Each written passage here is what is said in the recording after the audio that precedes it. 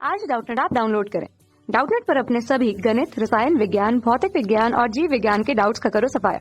बस प्रश्न की फोटो खींचो, एक ही प्रश्न को क्रॉप करो और तुरंत वीडियो सोल्यूशन पाओ। अभी डाउनलोड करें। दिए गए प्रश्न में बताया गया कि क्षैतिज नली से पानी का प्रवाहित होना यहाँ पर दिखाया गया है, जहाँ ए पर नली की अनुप्रस्थ काट 30 सेंटीमीटर वर्ग तथा बी पर इसका मान 15 सेंटीमीटर वर्ग है। ए से बी तक जाने में पानी का दाब लगभग 600 न्यूटन प्रति मीटर वर्ग कम हो जा रहा है।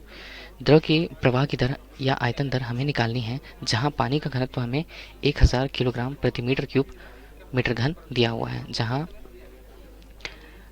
रेखा के आधार पर ए तथा बी दो अनुप्रस्थ काट क्षेत्रफल किसी नदी के दर्शाए गए हैं, जहाँ इनके अनुप्रस्थ काट क्षेत्रफल का मान 30 सेंटीमीटर वर्ग तथा क्रमशः 15 सेंटीमीटर वर्ग है।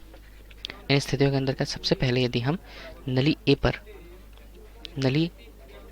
क्षेत्र पर उसके वेग की कल्पना करें, तब उसे वेग को v1 से दर्शाते हैं। इसी तरह यदि हम नली बी की सहायता देखें, तब वहाँ वेग को हम v2 से प्रदर्शित करते हैं।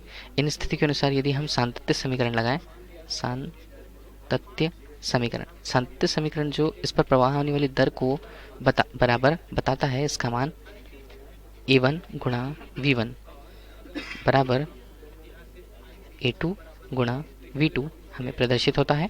इन मानों को यदि हम देखें आगे, तब इस समीकरण पर सांतत्य समीकरण की सहायता से यदि हम मानों में वेग को प्राप्त करें, जहां वेग का मान v1 अनुपात v2 दिया हुआ है, a2 का मान हमारे यहाँ पर 15 सेंटीमीटर वर्ग तथा a1 का मान हमारे पास 30 सेंटीमीटर वर्ग दिया हुआ है, जहाँ v1 और v2 के अनुपात के रूप में हम v1 बराबर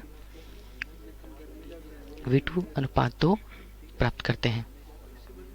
इन स्थितियों के अंतर्गत जहां हमें वेग की कल्पना के लिए संबंध सूत्र प्राप्त हुए हैं, अगली स्थिति पर जब यहाँ जानते हैं कि यदि नली से द्रव की प्रवाह होती है, तब यहाँ पर हम सांतत्य समीकरण के साथ बर्नौली का प्रक्रम या बर्नौली के नियम की व्याख्या कर सकते हैं, जिसके अंतर्गत एक स्थिति पर बिंदु ए पर दाब तथा उसकी गतिज ऊर्जा रो गुणा v1 वर्ग बराबर दूसरी स्थिति पर जहां दाब और गतिज ऊर्जा की गणना के लिए रो गुणा v2 वर्ग बराबर होता है। इन स्थितियों पर जहां दाब के मान हम एक तरह लें pa ऋण pb के रूप में, तथा बाकी स्थितियों के अंतर्गत इनका मान 1:2 रो v2 वर्ग ऋण v1 वर्ग के रूप में इनका मान लें। जहाँ प्रश्नानुसार स्थितियों के अनुसार यह कहा गया है कि इस बी तक जाने में पानी का दाब 600 न्यूटन प्रति मीटर वर्ग कम हो जाता है। यहाँ पर हम इसका मान 600 न्यूटन प्रति मीटर रखते हैं 1:2, जहाँ पानी के घनत्व का मान हमें 1000 किलोग्राम प्रति मीटर क्यूब दिया हुआ है। v2 के मान v2 वर्ग ऋण v1 वर्ग के मान को हम प्रस्तुत समीकरण यदि इसे समीकरण 1 दे दें तब रखते हैं। यह मान 1200 अनुपात 1000 के रूप में, तथा यहाँ पर बचे हुए मान जो v2 के वर्ग को प्रदर्शित करते हैं, v1 का मान v2 अनुपात 2 वर्ग के रूप में प्रदर्शित होता है।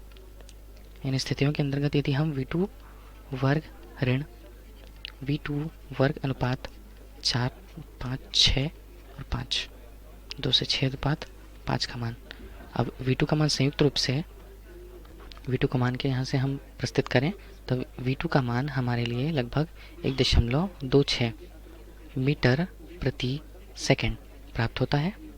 v2 के मान की प्राप्ति के अनुसार यदि हम इसी स्थिति पर समीकरण 1 से v1 के मान को निकालें, चाहे v1 के मान को भी निकालने पर हमारे पास इसका मान लगभग 0.63 मीटर प्रति सेकंड प्राप्त होता है। इन स्थितियों के अंतर्गत यदि हम आयतन प्रवाह की दर देखना चाहें, तब आयतन